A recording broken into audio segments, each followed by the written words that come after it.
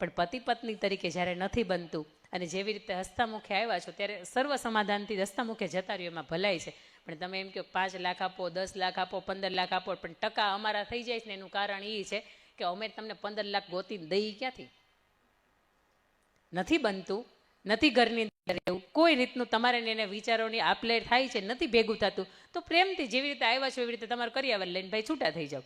આવી વાત તો મંચ ઉપરથી ન કરાય, પણ છતાંય જ્યારે તમે 5-5, 10-10, 15-15 લાખ રૂપિયા માંગો, ઓલું ફાર્મ હાઉસ માંગો, કેટલા બધા જ્વેલરી તમારી રાખી મૂકી હોય અહીંયા, એનાથી શું થઈ જાય? ઘરના બંગલા બંધાઈ જાય? બંધાય જ નહીં. સ્ત્રી પાત્ર તરીકે તમે હંમેશા એટલા ડાયા કયાગ્રાને સમજવા જોઈએ કે જગતના બીજા આસપાસના લોકો છે ને આમ હકથી કહેવા જોઈએ કે વહુ મળ્યા હોય ને તો એના ઘરમાં મળ્યા ને એવા. વહુ મળ્યા હોય તો ગંગાબાની મોટી વહુ છે ને એને વહુ કહેવાય, એને સ્ત્રી પાત્ર કહેવાય. રામાયણના સીતાજી છે ને એને પણ મારે આ પ્રસંગે યાદ કરવા છે કે 14 વર્ષનો વનવાસ તો પ્રભુ શ્રીરામને એકને જ મળ્યો હતો, છતાંય દેવીએ એવું કીધું મારે તમારી હારે આવવું છે.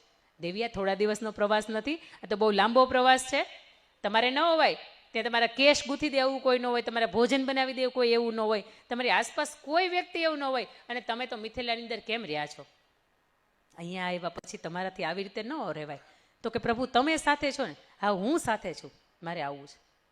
લઈ ગયા.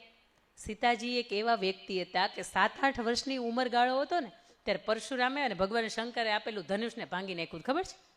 હા કે ના? રામાયણ વાંચી હોય તો હા પાડીએ ને. આ તો આમાં પ્રસંગ ન હોય ને બેન હા કે ના કરવાનું કે વળી ના બોલાઈ ગયું ઊભા થઈને બોલાવે બધા વચ્ચે. તમને એ ખબર નથી, પણ હું તમને એ નહીં કહું.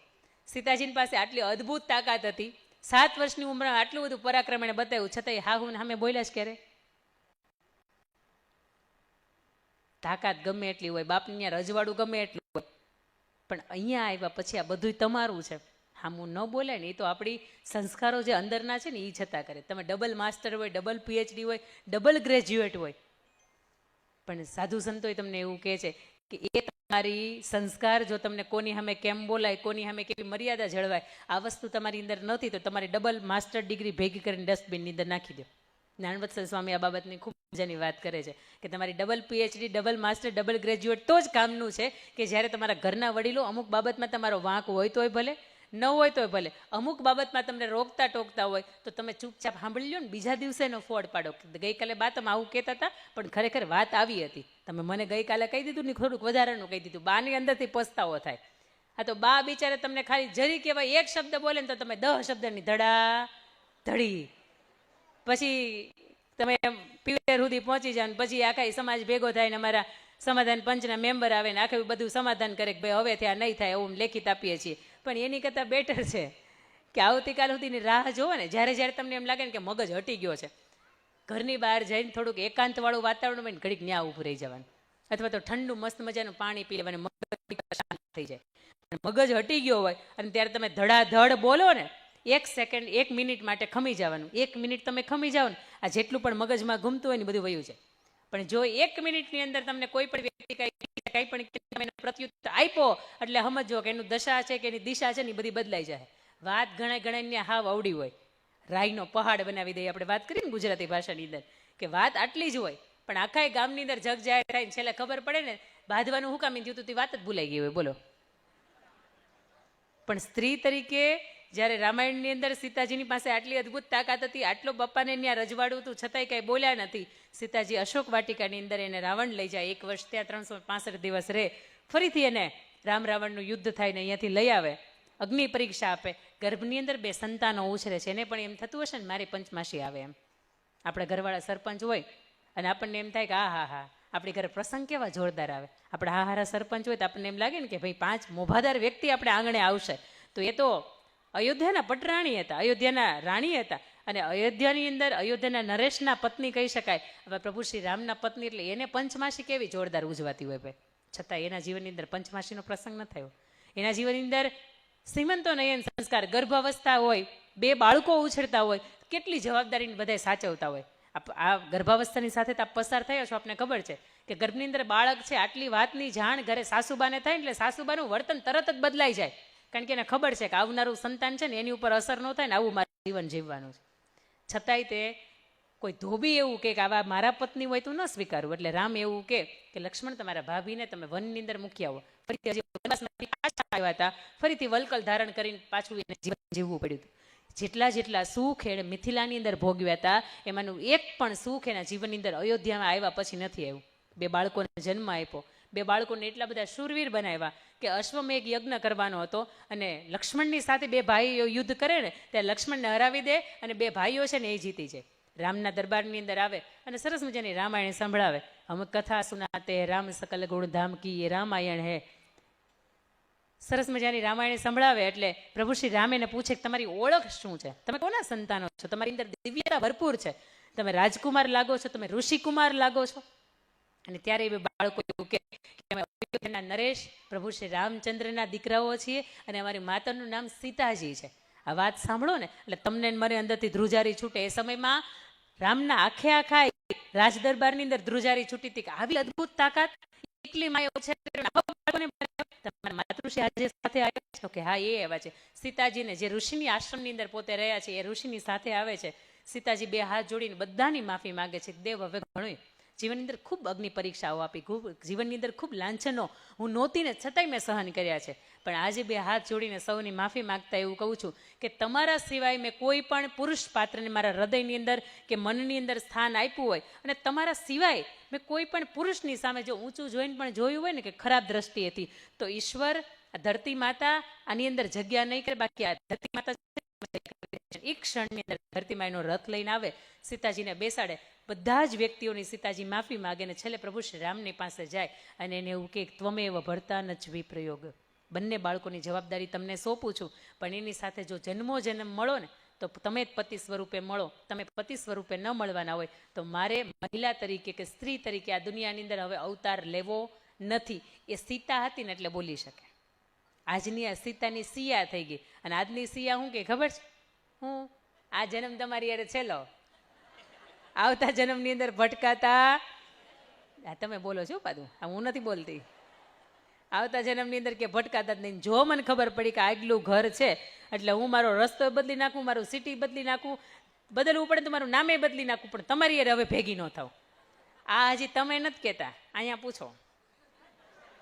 આ જન્મ છેલ્લો, આવતા જન્મમાં તું ન ભટકાતી. તું તો નહીં, તારા કુટુંબમાંથી કોઈ દીકરી મારા હવે જીવનમાં ભટકાવી ન જોઈ, કારણ કે એના અનુભવ થયા હોય ને ભાઈ. સવારથી સાંજ સુધીમાં એને એક જ કામ છે, હું ક્યાંથી પૈસા વધારે કમાવું તો મારો પરિવાર સુખ શાંતિ ને આનંદથી રહી શકે. હું ટાઢું ટિફિન એટલા માટે ખાઉં છું કે મારો પરિવાર ગરમા ગરમ જમી શકે. અને આપણે સવારથી સાંજ સુધીમાં શું કામ? સવારથી સાંજ સુધીમાં 1 કલાક તો અમે અરીસાને સામે બેન કાઢીએ. સવારની 10-15 મિનિટ, બપોર પછી ઉઠાના 10-15 મિનિટ, અને સાંજે સૂઈએ ને એ પહેલાંની 10-15 મિનિટ, એટલે ભેગી થઈને 1 કલાક અમે અરીસાને સામે કાઢીએ. બીજી તો કે અમે બાળકોને તૈયાર કરીને સ્કૂલ મોકલીએ. ત્રીજી વાત તો કે મા બાપને અમે સાચવીએ. પરિવારના સભ્યો જે ઘરની બહાર જાય છે કમાણીના ઉદ્દેશથી, તો અમે એને ટિફિન બનાવીએ, બાકી બપોરે 2 થી 5 અમે રીલ્સ જોઈ. 1 મિનિટમાં અમે 38 વખત સ્ક્રોલ કરીએ. કેટલી વાર?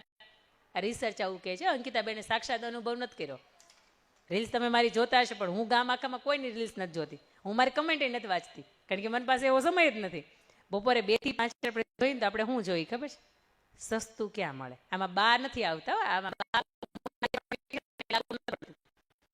ફોન લઈને તમે એટલા બધા બેઠા હોય કે તમારું કુકરની અંદર દાળ દાજી જાય, ભાઈ દાજી જાય, શાક બેહી જાય, અને પછી ધબાધબી ઘરેથી આવે કે ભાઈ શાક કેમ બેહી ગયું? ત્યારે એવું જ કહેવાય નહીં કે અમે ફોન જોવામાં વ્યસ્ત હતા, કે કોકનો ફોન આવ્યો તો અમે એની અંદર વ્યસ્ત હતા. પિયરમાંથી ફોન આવ્યો હોય ક્યારેક તમે મિનિટ જોજો. તમે પિયર ગયા હોય ને સાસુનો ફોન આવ્યો હોય ને ત્યારે મિનિટ જોજો, અને તમે અહીંયા હોય અને તમારા માતૃશ્રીનો ફોન આવે ને ત્યારે મિનિટ જોજો. તમે હસો છો એનું કારણ શું છે એવું સમજી શકું છું. પણ છતાંય તમે શું કહો ખબર? મારા પપ્પાને, મારા મમ્મીનો, ભાઈનો, ભાભીનો, બેનનો, કોઈ પણનો ફોન આવે ને, હરામ જો કોઈ વાત કરવા દેતો, ડબ કરવા વાળું કોઈ પૂગી જ ગયું. અને 15, 20, 25 મિનિટ ફોન આપ્યા પછી આપણે એવું કંઈક હવે તું મૂક, હું તને આરામથી ફોન કરે. 20 મિનિટ ગઈ ભાઈ. લગ્ન થયા ને આપણે ત્યારે 55-60 કિલોના હતા. બોલો હા કે ના? લગભગ એવરેજ 50 કિલોના 60 કિલોના હશો. અત્યારે 80 ના થયા અમે. આ જીવનની અંદર સુખ નથી છે હું, અને છતાં એમ કહો અમને હા હરે બહુ દુઃખ છે. હા કે ના? હા કે ના? અને આપણી શેરવાની આપણને લગ્નમાં થતી હતી ને હજી થાય છે. એ કોટી જે લગ્નમાં આપણે પહેરી હતી ને એ હજી થાય છે. અને 4 કલરની અંદર આપણું જીવન વીતી જાય છે. જો હું ખોટું બોલતી હોય ને તો જોવો ત્યાં સફેદ કલર દેખાય છે, હા પાડજો. હા દેખાતો હોય ને તો હા પાડજો. સફેદ દેખાય છે? અહીં મંચ ઉપર જોવાનું છૂટ, ચારે બાજુ જ્યાં પણ ભાઈઓ બેઠા છે ને એને જોવાનું છૂટ. સફેદ દેખાય? કાળો દેખાય છે? બ્લુ દેખાય છે? બ્લુ અને ગ્રે દેખાય છે. આ સિવાય લગભગ કોક કલર દેખાતો, એ કેસરી પહેરે ભાઈ નો હારે લાગે, એ લાલ પહેરીને આવે નો હારે લાગે, બજરંગ બલી લાગે. પણ 4 કલરની અંદર આખું એનું જીવન પૂરું થઈ જાય ને આપણે અહીંયાથી આ માસીનો કલર લીલો છે, ત્યાંથી લઈને છેલ્લા ઓલા ગુલાબી કલરના બા બેઠા ને ત્યાં સુધીમાં કલરે કલર, કેવો કલર રમીએ તો હવાર પડી જાય, પણ આપણા કલર પૂરા થાય નહીં. બીજી વાત કે ભાઈઓની વાત નીકળી છે ત્યારે ભાઈ અમને તો હરખ હતો. અમને ઓલું સેટ વેટ જેલ લગાવવાનો, વાળ સીધા રાખવાના, સરસ મજાનો સ્પ્રે છાંટવાનો, ઇસ્ત્રીવાળા કપડાં પહેરવાના, બૂટ મોજા પહેરવાનો અમારો હરખ હતો. પણ અમે 30-35 હજાર કમાતા ને ત્યાં હરખ અમે પૂરો કરી શકતા હતા. પણ એમાંથી લગ્ન થયા એટલે અડધો ખર્ચો કરાવવા વાળું કોક, અડધો જ નહીં પોણા ભાગનો ખર્ચો ને, પોણા ભાગનો ખર્ચો કરાવવા વાળું કોક આવી ગયો એટલે અમારા શોખ ઝીરો થઈ ગયા. એમાંથી 1-2 સંતાનો નાના થયા એટલે મને એમ થાય કે જે શર્ટ એને દાદાના વખતનો હશે ને એને હજી ફિટિંગ કરાવીને એને હાલે. જે શર્ટ એને બેસનામ અહીંયા ઉપર બેઠેલા છે ને તમે દરેક વ્યક્તિને જોઈ શકો, અહીંથી બેસનામ જવું જઈ શકે, બોલો હા કે ના? આપણે આમાંથી બેસનામ જવું જ નહીં જઈ શકાય. એના માટે પહેલાં આપણે ઘરે સ્ટેશન લેવું પડે કે તમે ઘડીક ઉભા રહ્યો, હમણાં તૈયાર થઈને આવું. બેસનામાં આપણે બે ટાઈપનો મેકઅપ કરીને જાય, એ ટાઈપની હેરસ્ટાઈલ કરીને જાય કે સામેવાળાને એમ લાગે કે ના ના આપણે એની યાર દુઃખી છીએ. પણ એનો ખબર નહીં કુદરતી રીતે આ ડ્રેસઅપ આપણે ડિઝાઇનર તરીકે ટેક્સટાઇલના ઉદ્યોગની સાથે આપણે એટલા નથી જોડાયેલા જેટલા એ લોકો જોડાયેલા છે. એટલે લેગીઝનો વિચાર પુરુષને આવ્યો છે, ચૂડીદાર ચોવણીનો વિચાર પુરુષોને આવ્યો છે, આ 3/4 આવ્યા, દુપટ્ટા પહેર આવ્યા, પેન્ટ પહેર આવ્યા, ધોતી કુર્તો આવ્યા, જેટલાનો વિચાર આવ્યો છે ને બધા પુરુષોને આવ્યા છે. પણ એને ખાલી એક પેન્ટ શર્ટ આવે, વધીને એક ધોતી ને કુર્તો આવે, એક કુર્તો ને ચોવણી આવે, આના સિવાય એક કોટી આવે. આના સિવાય કોઈ બીજું એવી કોઈ સ્ટાઇલ ખરી જે એ પહેરતા હોય? આપણે પાસે બેસણાના અલગ હોય, લગ્નના અલગ હોય, શ્રીમદ ચૂંદડીના અલગ હોય, એનાથી વિશેષ ઘરના પ્રસંગો આવનારા હોય ને તો એના અલગ હોય. આ પ્રસંગની માથે એની માથે કોટ ઠપ કરે ને કાળા કલરનો એટલે ઘરનો પ્રસંગ નીકળી જાય. પણ આપણે પ્રસંગ નીકળે નહીં, કારણ કે મેં તમને શું કહ્યું, 2 થી 5 આપણે શું કામ કરીએ છીએ? 1 મિનિટમાં 32 થી 35 વખત જોઈએ ક્યાં સસ્તું મળે ને ક્યાં સારું મળે. પાછા રીલ્સવાળા હાવ ગાંડા એવું લખે કે તમે 10 વ્યક્તિને રીલ શેર કરશો ને એટલે એક ગિફ્ટની તમને એક સરસ મજાનું ગિફ્ટ છે ને તમને ફ્રીમાં આપવામાં આવશે. એ 200 રૂપિયાના ગિફ્ટની વાહે તમે બીજા 10 ને ચાળવે ચડાવો છો કે હું તો સસ્તું લઈ આવી જા, તું બેન લઈએ. પણ તમારું ઘર પહોંચી શકે છે ભાઈ, એનું ઘર નથી પહોંચી શકતું.